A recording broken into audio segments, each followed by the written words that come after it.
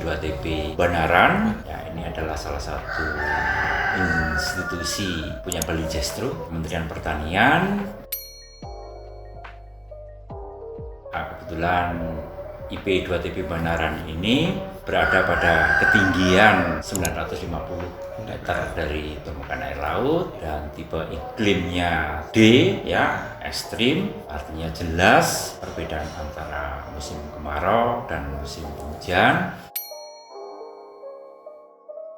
Luasan kami di sini kebun percobaan ini itu 1,2 hektar, ya, 1,2 hektar. Kemudian terdiri dari 4 varietas tanaman jeruk yang ada di sini. Yang pertama adalah Siam Pontianak, kemudian jeruk manis Pacitan atau dikenal dengan manis baby, kemudian jeruk keprok Batu 55, ya, jeruk yang spesifik lokasi Kota Batu, ya. Kemudian satu lagi jeruk introduksi, jeruk Dekopon. Semuanya ini ditanam dengan tujuan untuk menyediakan materi penelitian dari Bali Jestro. Di samping itu ada pendapatan tambahan dari hasil produksinya. Bali Jestro ini selain mengembangkan jeruk yang sudah ada, ya, yang artinya sudah ada plasma nutfahnya, tapi ada inovasi-inovasi baru untuk menciptakan terutama jeruk tanpa biji atau bisa disebut dengan VUB, varietas unggul baru yang nantinya dipersiapkan untuk substitusi jeruk impor atau menghambat jeruk impor, karena seiring dengan perkembangan zaman, ya, perkembangan waktu, tentunya kualitas jeruk nanti akan dipertaruhkan di situ. Ya, nggak semua ketinggalan. Ternyata jeruk lokal sendiri juga mempunyai keunggulan di rasa, ya. Kita tidak kalah untuk rasa dengan jeruk yang import atau jeruk yang introduksi. Karena lidah kita ini sebenarnya orang-orang pribumi mengendaki jeruk yang rasanya juga manis, mungkin agak berbeda dengan jeruk yang dari luar, ya. Jeruk dari luar ini rata-rata jeruknya cenderung asam, tapi dari situlah istilahnya mudah-mudahan nanti kewarganegaraan kita ini suka dengan jeruk yang produksi dalam negeri, ya. Selain nanti kalau di season-season tertentu mungkin off season di luar musim kita nggak ada jeruk, ya mungkin pemerintah ambil kebijakan sedikit import untuk mengisi pasar tadi itu. Jeruk kita ini rata-rata kalau jeruk subtropis sebenarnya tanpa musim, tapi kalau kita yang di tropis ini rata-rata masih mengandalkan jeruk langgering. Nah, tentunya nanti buahnya juga semusim, karena dengan buah semusim itu suplai pasar tidak terpenuhi. Makanya harus ada suatu solusi inovasi teknologi. Salah satunya adalah gimana cara kita membuahkan jeruk secara berjenjang di 12 bulan itu semua terisi, ada jeruk, sehingga nanti minimal import bisa dikurangi karena pasar ini menghendaki setiap saat ada buah jeruk untuk dikonsumsi, ya. Makanya kita untuk di Banaran ini satu yang khas, ya, membuat jeruk ini berbuah sepanjang tahun. Ini juga dipadu dengan konsep wisata, tentunya berkaitan dengan pengunjung harus ada buah, ya, walaupun itu sedikit atau banyak, yang penting ada looknya, ada objek, utama buahnya tadi itu. Jadi mereka akan kecewa kalau mungkin kita sudah konsepnya wisata tapi mereka datang nggak ada buahnya. Kalau lokasi Banaran ini sebenarnya kan peninggalan sebenarnya zaman Belanda. Bisa disebut dengan kata landbouw, ya. Landbouw itu bahasa Belanda yang artinya pertanian. Kebetulan ini di ketinggian 950 ini untuk jeruk-jeruk tertentu sangat cocok sekali, ya. Karena apa? Output di dataran tinggi seperti ini nanti outputnya di warna buah. Warna buahnya nanti bisa menjadi lebih oranye daripada jeruk yang ada di dataran rendah. Jadi jeruk apapun yang mungkin kita tanam pada dataran tinggi, nanti output di warna buah itu menjadi oranye, dan warna oranye tentunya juga lebih menarik, lebih cerah. Jadi pasar menghendaki yang mungkin ketertarikan warna, kalau dikatakan liur ini bisa istilahnya lebih alami.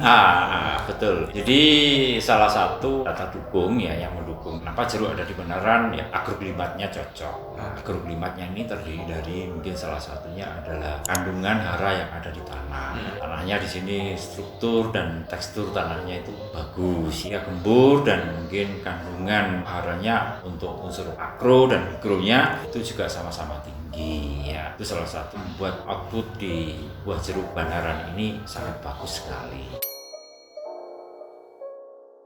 Jadi konsep yang dikembangkan di Banaran ini adalah satu perpaduan pada saat tanah kita ini sudah mengalami banyak residu karena terdahulunya kan apel. Mungkin kita ketahui semuanya kalau waktu tahun-tahun berapa dulu yang masih apel itu orang pakai kimiawi ya, baik itu pupuknya, baik itu pestisidanya. Kita memperbaiki struktur dan tekstur tanah ini salah satunya dengan menggunakan bahan organik. Salah satu yang kita manfaatkan di sini adalah buah yang jatuh. Karena akhir-akhir ini banyak buah yang jatuh karena serangan lalat buah. Secara global kita ya Indonesia sekarang banyak buah yang terserang lalat buah. Nah ini selain kita lakukan pencegahan juga buah yang sudah terlanjur jatuh, sudah terserang kita manfaatkan. Di situ kita cacah, kita kasih molase, kemudian kita jadikan ekoenzim. Dengan ekoenzim ini nanti kalau sudah kita buat sempurna, kita masukkan kembali ke dalam tanah itu, sehingga kita tidak semata-mata memakai anorganik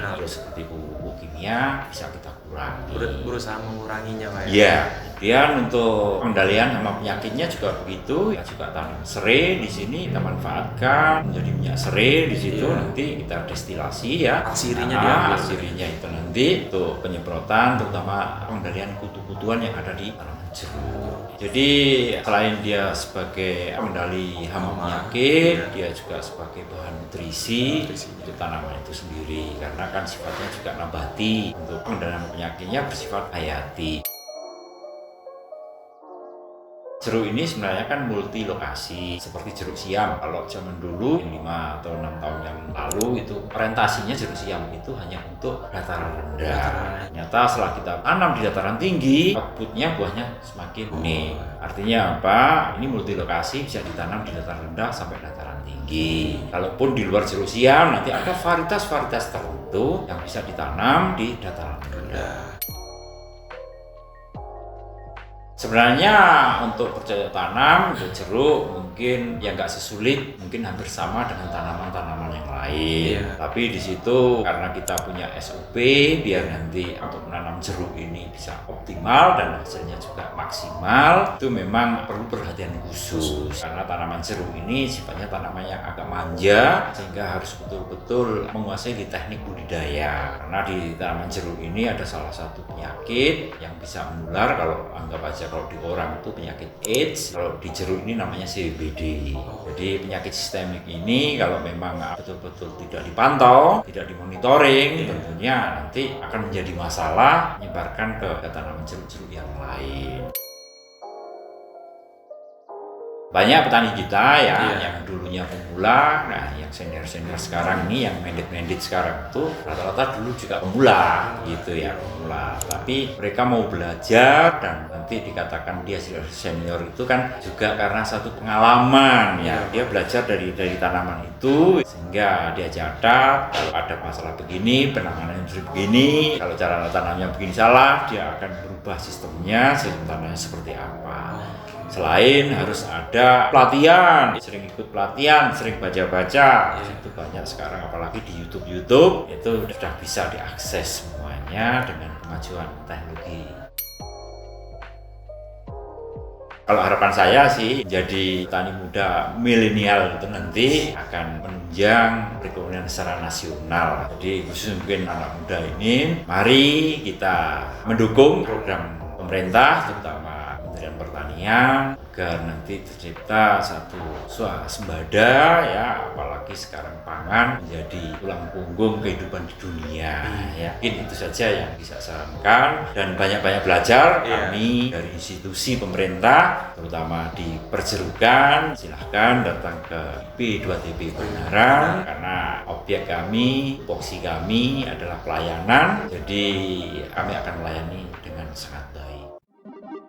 Jangan lupa like, share, dan subscribe ya.